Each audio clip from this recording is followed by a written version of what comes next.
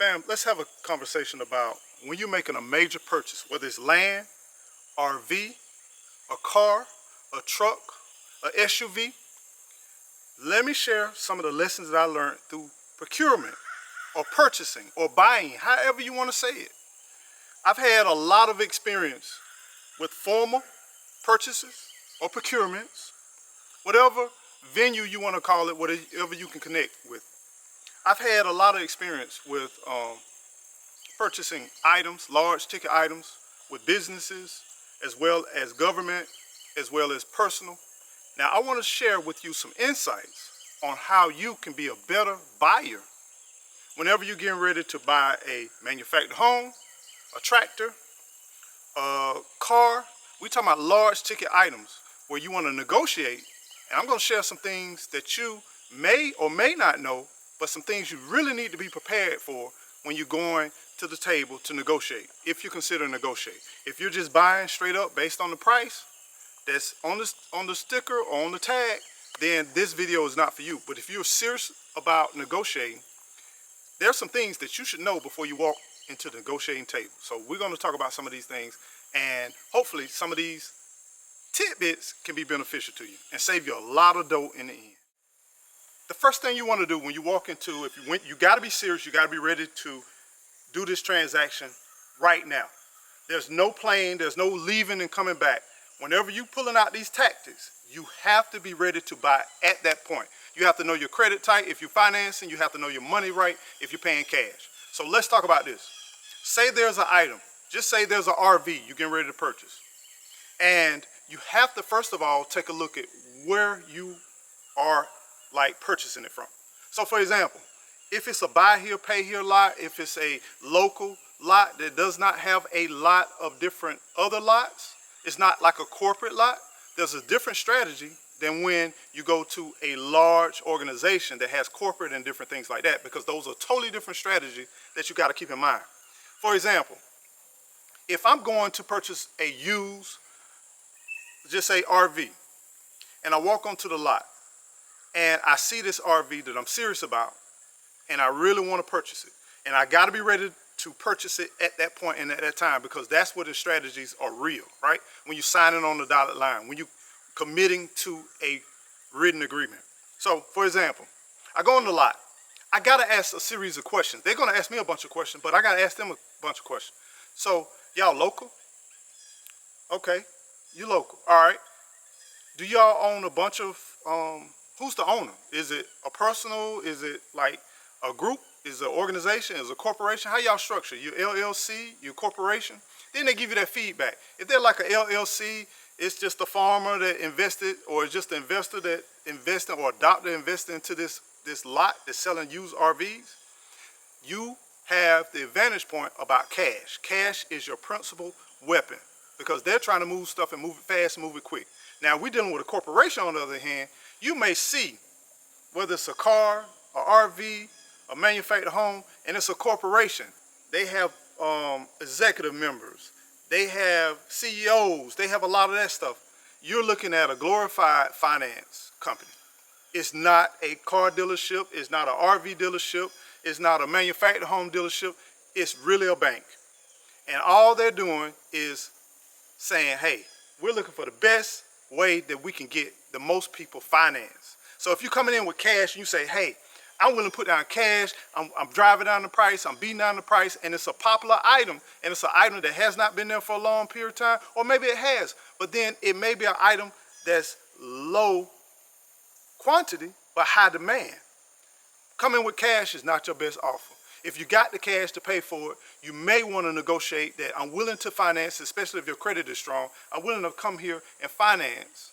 And what you do, you turn around and finance and pay it off, because you will get a better benefit versus coming with cash and trying to get down the price, especially with something that's high demand. So you got to evaluate, first of all, where am I approaching? Is this a dealership that is corporate driven? Finance is the big thing. If it's a dealership that's more personal, private sector, whatever, they're looking at more cash transactions. They moving product. They're just trying to make their profit, get the investment, get rid of the investment, and go. So those are two totally different strategies. Understand the business structure to what establishment you're going to. That's number one. Number two, the item that you're purchasing. Is it a lot of options? Can you find it anywhere? If you can find it anywhere, it's probably a volume type deal where they got low overcalls, they bought it on the low, and they're trying to get rid of it real quick. They're trying to move the item. That item is there to get people off the road to come into their establishment.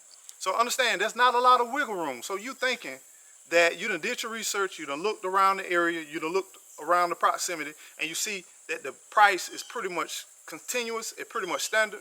A lot of times there's not a lot of flexibility there. Does not mean you can't make a deal, but a lot of times there's not a lot of flexibility there.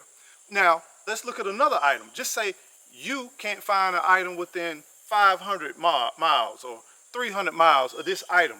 It's a high-end item. It's a high-end ticket item.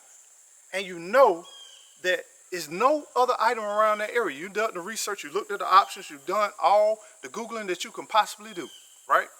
And now this is an item where you see that's in high want, but low quantity. There's not a lot of negotiating room with something like that.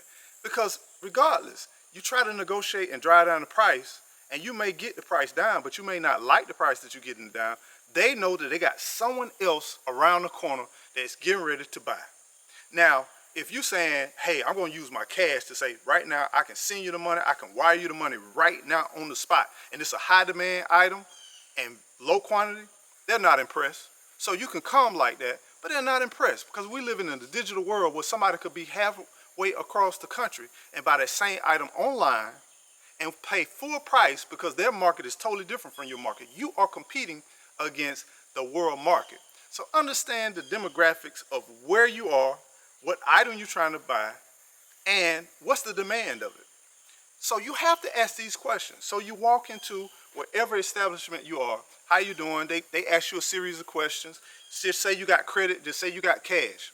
Sometimes you might need to use your credit as leverage. Sometimes if they know that they can get you to sign on the dotted line, fill out a credit app, do a credit, and you might pay some fees or this or that, but your negotiate can be far greater if they think they can finance for a long period of time, because they're in the long game if you're dealing with a corporation. A lot of these corporations, they looking for the long game, they looking for quantity and volume. Let me get as many people financed as I possibly can, and over a period of time, we're gonna eat. It's like renting out a piece of property. I'm not looking for that one transaction of their deposit and then, hey, I'm rich. I'm looking for the long-term residual income that I'm gonna get from this rental property. So keep that in mind, fam, as you negotiate out here. You think about land. What type, is it a real estate company? Is it a private sector company? Is it an individual?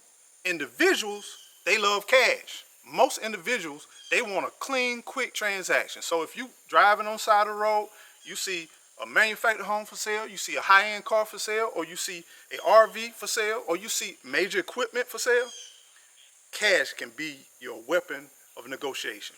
But if you're driving and you see a formal establishment with fancy signs, beautiful building, beautiful emphasis, presence, you see paved parking lots, you see all of this overhead, they're looking to get your finance business. They're looking at long term. So use your strategy wisely. If you got two weapons, credit and cash, you can use them both at the same time. Don't worry about you filling out the credit and doing the credit and putting the credit on. Go ahead and use that to build your credit. You know you got the cash to pay for it. Just sit the cash to the side, do the finance, get the price down, get it where you're happy, negotiate. They're gonna feel like a win-win because they done finance you. They get their money up front.